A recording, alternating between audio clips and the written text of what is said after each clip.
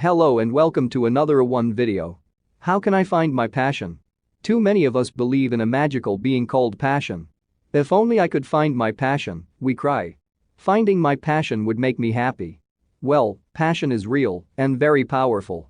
But almost everything people believe about finding it is wrong. Rule 1. Passion comes from success. All of our emotions exist for good reason. We feel hunger to ensure we don't starve. We feel full to ensure we don't burst. And we feel passion to ensure we concentrate our efforts on things that reward us the most. Imagine you start a dance class. You find it easy. You realize you're getting better than others and fast. That rising excitement you feel is your passion, and that passion makes you come back for more, improving your skills and compounding your strengths. The enemy of passion is frustration. If you constantly struggle with something, you'll never become passionate about it. You learn to avoid it entirely, guaranteeing you never improve. Most people get this backwards. They think we discover our passion, and that makes us good at something. It's actually finding that you're good which comes first. Passion comes from success. Rule 2. Childhood is where passion goes to die. In theory, childhood provides a great opportunity to try a bit of everything, find your talents, and with them, your passions. But think for a moment how badly the system is stacked against you. Say school lets you try 20 subjects, ranking you against thousands of other children. Those aren't good odds. Most kids are, by definition, around average.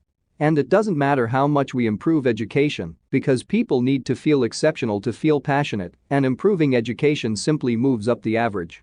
Say you're one of the lucky ones, and you're top of your junior math class.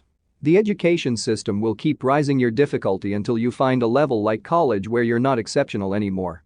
Even if you actually are objectively pretty great, once you feel merely average, you'll find your passion slipping. And that's if you're lucky. What if your passion was for art? From an early age, that passion is compromised by its social consequences. It's hard to make a living from painting. Say your parents. Your cousin is doing so well from engineering. Why can't you be more like him? And so you put your passions to one side and let them wither. In a population of billions, it's obvious that not everyone can be unusually great at a handful of academic subjects.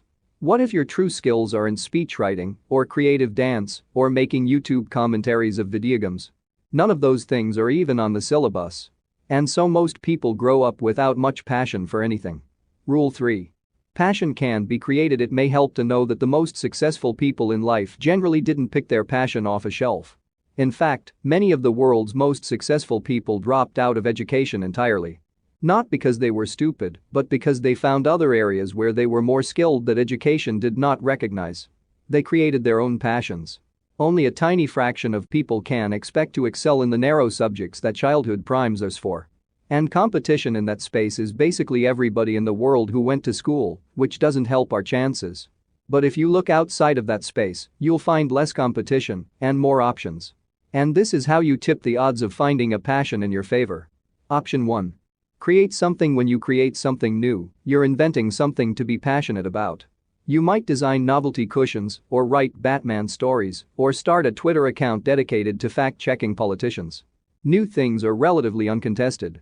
By creating something new, you've made your odds of becoming exceptional far, far higher.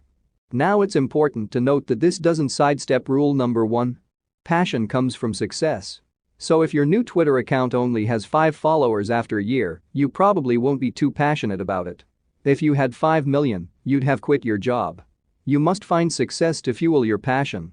But at least you've drastically improved your odds because your competition is so limited. Only a handful of people will even dare to try something new. And you can be one of them just by starting. You see this pattern throughout history's greats. A student called Mark was never going to be the world's greatest programmer.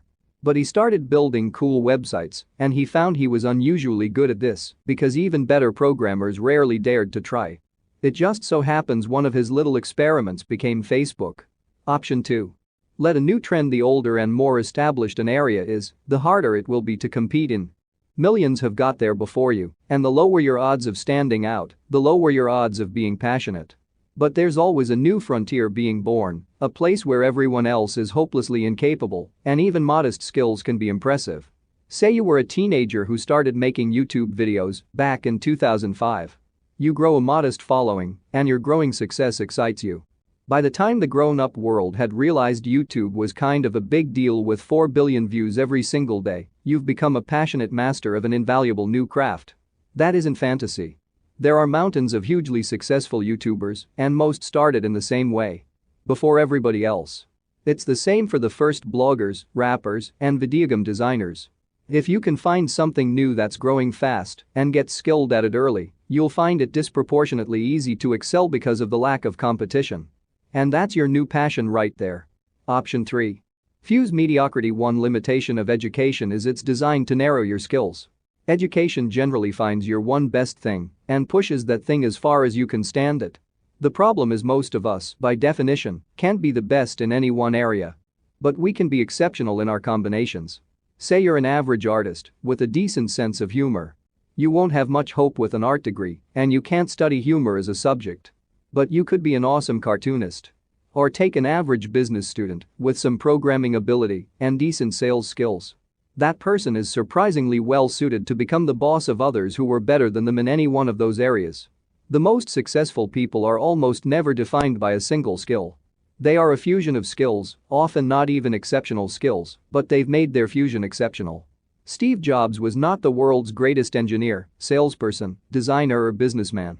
But he was uniquely good enough at all of these things and wove them together into something far greater. This is the final route you have to finding your passion. Combine skills into something more valuable. Remember, passion comes from success. If a new combination gets you better results, that could be your passion right there. Why passion matters. Passion is attractive. As passion comes from believing you're unusually good at something, being passionate is a very sincere way of saying, by the way, I'm awesome. Passion will persuade people to follow you. It will persuade people to believe in you. But most importantly, passion will persuade yourself. Passion is an emotion specifically intended to make you go crazy and work your ass off at something because your brain believes it could rock your world. That, like love, is a feeling worth fighting for. And like love, what we're passionate about is too important to leave to the mercy of fate. If you haven't found your passion yet, create new things, lead new trends, and fuse new combinations. But don't ever stop looking. Thank you for watching. Please don't forget to like, share, subscribe the video.